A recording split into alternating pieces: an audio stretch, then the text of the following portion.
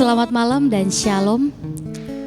Kita boleh bersyukur pada malam hari ini kita boleh berjumpa lagi dalam renungan harian ibadah keluarga. Mari kita persiapkan hati kita untuk datang ke hadirat Tuhan. Kita angkat pujian kesukaan yang ceria.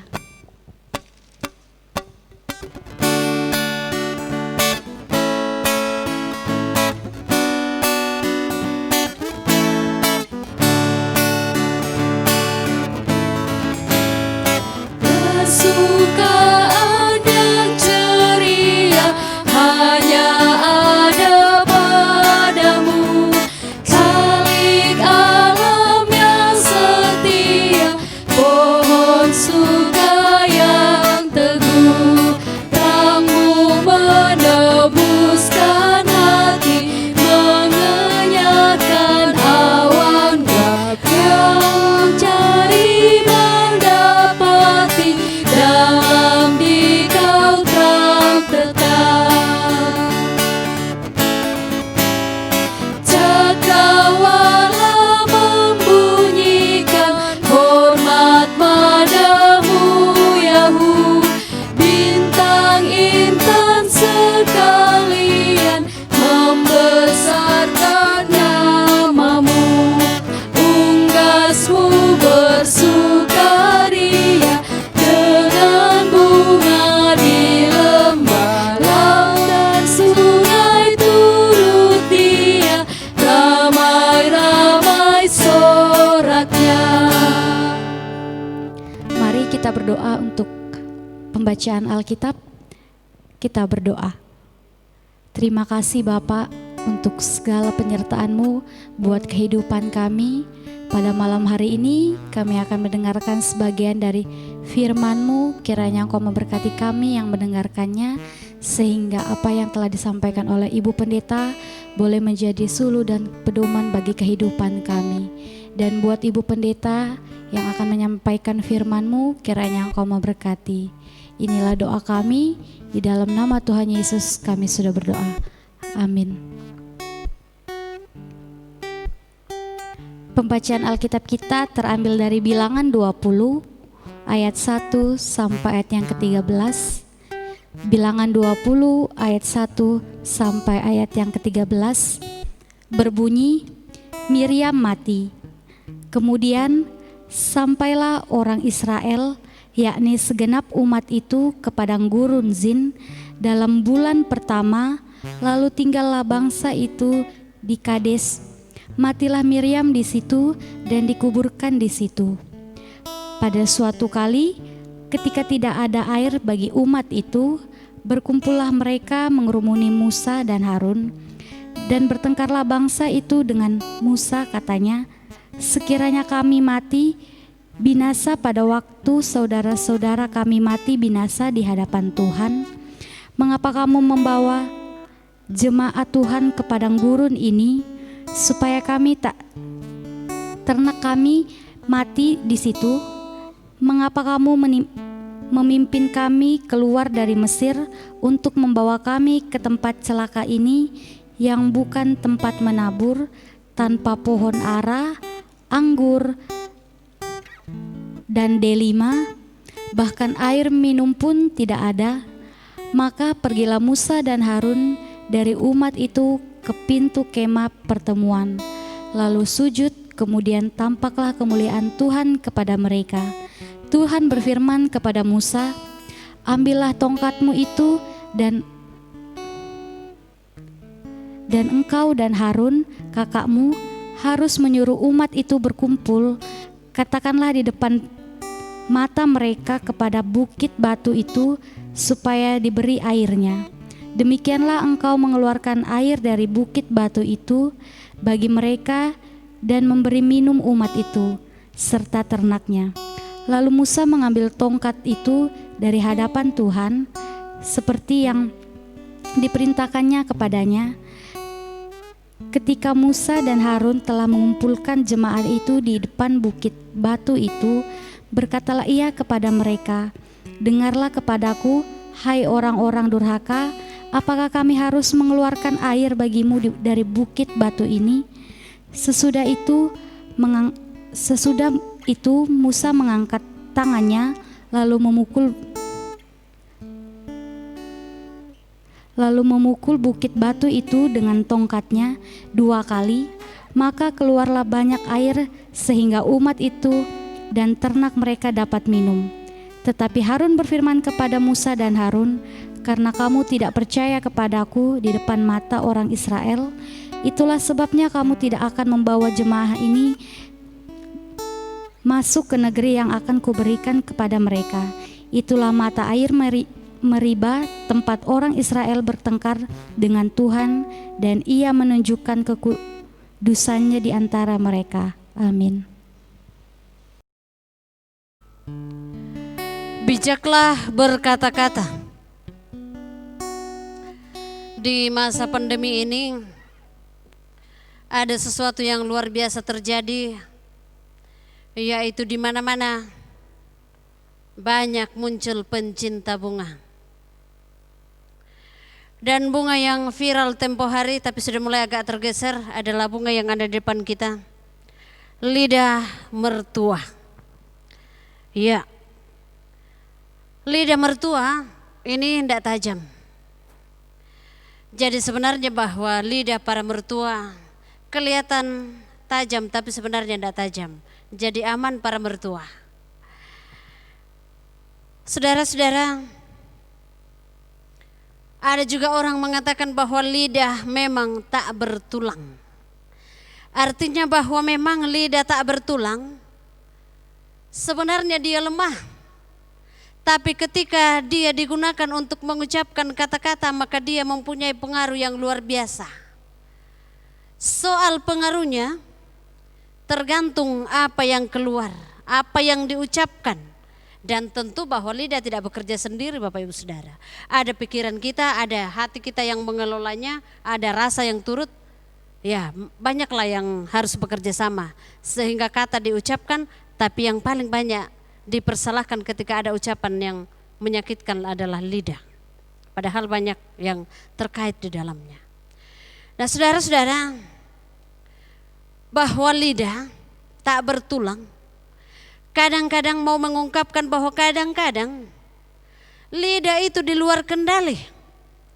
Lidah itu mengucapkan kata-kata yang sangat menyakitkan, baik itu bagi orang lain, bahkan kadang-kadang bagi diri sendiri. Dan orang Israel ini sepanjang dalam perjalanan yang setia mengikuti renungan harian kita, bahwa orang Israel ini seringkali bersungut-sungut saudara. Sekarang tiba lagi mereka di suatu tempat padang gurun Sin, bahwa mereka lagi kehabisan air di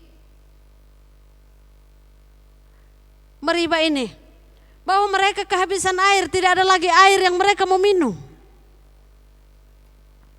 Lalu mereka sudah mulai bertengkar dengan Musa. Lidah lagi berperan ya. Mereka kembali mempersalahkan Musa, bahwa mengapa engkau memimpin kami keluar dari Mesir untuk membawa kami ke tempat celaka ini. Jadi dalam pandangan mereka bahwa tempat Tuhan di mana mengarahkan itu adalah tempat celaka saudara-saudara. Bukan tempat menabur, tanpa pohon ara, anggur, delima, bahkan air minum pun tidak ada. Itu kata-kata mereka di ayat 5. Nah, saudara-saudara, Tuhan mendengar itu. Lalu Tuhan menyampaikan kepada Musa, kumpulkan mereka, ambil tongkatmu. Tongkat itu lambang kekuasaan Tuhan saudara. Ambil tongkatmu, lalu keluarkan air di depan mata mereka dari bukit batu itu, supaya diberikannya air. Lalu apa yang terjadi saudara? Karena kata-kata orang Israel yang begitu pedas kepada pemimpin mereka, Musa dan Harun, maka Musa pun menjadi emosi saudara-saudara, bersama dengan kakaknya. Lalu dipukulnya gunung itu, lalu keluarlah air. Saudara-saudara, kita melihat pertama bahwa ketidaksabaran orang Israel yang menganggap bahwa penyertaan Tuhan dalam perjalanan mereka itu sebuah rancangan celaka telah membuat Musa menjadi panas hati. Lalu kemudian Musa melakukan sebuah tindakan di luar daripada yang namanya petunjuk Tuhan. Dengan demikian bahwa dosa berantai saudara. Karena mulut orang Israel bersungut-sungut kepada Musa, bertengkar dengan Musa, lalu tersulutlah emosinya.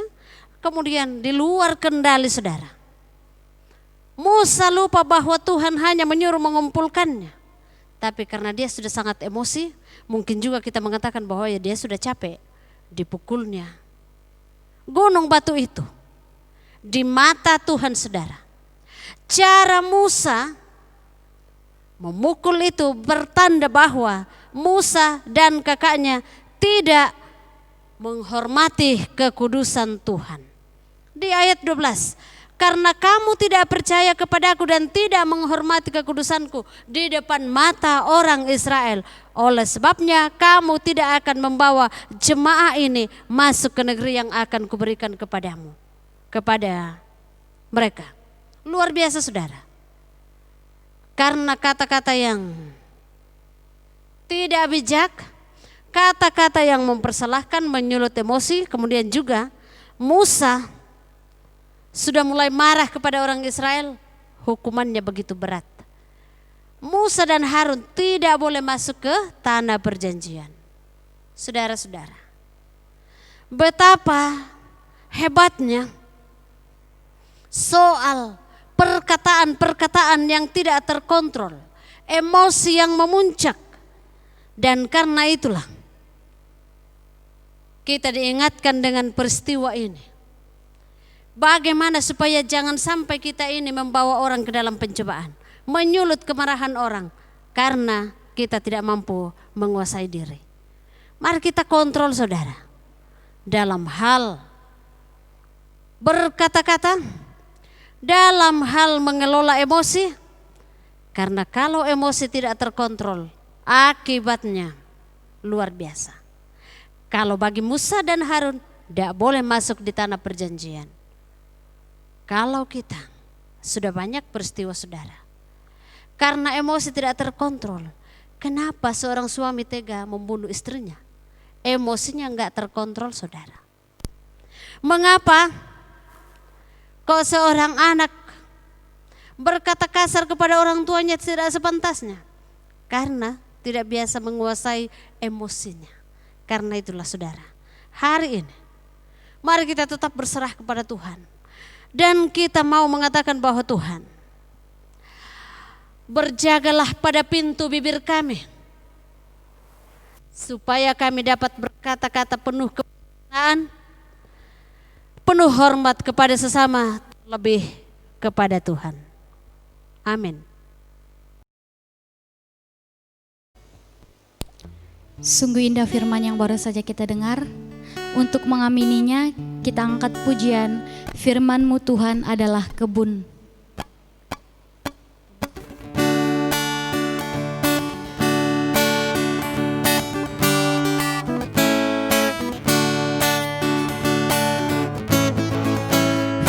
Firman-Mu Tuhan adalah kebun penuh gembala yang datang ingin memetik bersuka dan senang.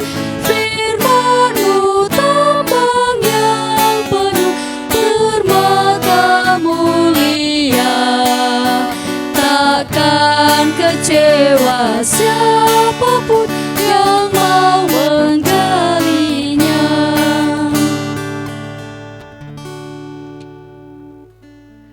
Ya, selamat ulang tahun buat Ria Asen Mayong, akrab disapa oleh anak-anak sekolah minggu Kakak Ria, semakin setia menjadi kakak guru. Dan Ibu Marta Bilang yang ke-46. Kita berdoa. Terpuji Engkau ya Bapa kami di dalam surga, yang senantiasa memelihara kehidupan kami, yang senantiasa mencukupkan segala yang kami butuhkan. Kepadamu di malam ini kami terus mengucap syukur atas firman-Mu yang datang kepada kami. Firman itu kiranya akan terus menjadi bagian kami. Dengan penuh hikmat-Mu kami akan berkata-kata. Pada malam ini Tuhan, kami terus berdoa untuk situasi yang kami hadapi saat ini dalam masa pandemi COVID-19. Kiranya Tuhan, Engkau akan menghalau virus yang sangat menakutkan hari ini. Biarlah dengan kuasa-Mu Tuhan, kami semua akan terlindungi. Saudara-saudara kami, siapapun yang dinyatakan terpapar dengan virus ini, dengan kuasa-Mu Tuhan, kiranya Engkau menyembuhkan mereka. Pada malam ini, kami berdoa buat seluruh warga jemaat-Mu. Kiranya Tuhan memberkati dalam kehidupan mereka secara pribadi, dalam setiap rumah tangga mereka. Setiap pekerjaan usaha yang Tuhan perkenankan dilakukan anak-anak-Mu, Tuhan memampukan. Demikian juga saudara-saudara kami yang mencari pekerjaan, Tuhanlah yang akan membuka jalan buat mereka. Terima kasih ya Tuhan. Kami menaikkan syukur kami bersama dengan saudara atau anak kekasih Ria Asen Mayung atas ulang tahun yang ke-22. Tuhan memberkati dalam penyelesaian studinya, dalam pelayanan di tengah-tengah jemaat-Mu, dan dalam masa mudanya. Dan kami berdoa buat Ibu Marta Bilang, Engkau memberkati dalam rumah tangga, dalam pekerjaannya. Tuhan juga memberkati kesehatannya ketika seringkali ya Tuhan juga mengalami gangguan kesehatan. Kami percaya jamahan-Mu akan dinyatakan buat Ibu kekasih ini. Ke dalam tangan Tuhan kami membawa yang berada dalam gangguan kesehatan. Kuasa Tuhan, bilur-bilur darah Yesus akan menyembuhkan mereka. Terima kasih ya Tuhan, kami bawa doa syafaat kami malam ini di dalam nama Tuhan Yesus. Itulah Tuhan dan Juru Selamat kami yang hidup. Amin. Ya, demikianlah ibadah kita pada malam hari ini. Selamat malam dan Tuhan Yesus memberkati.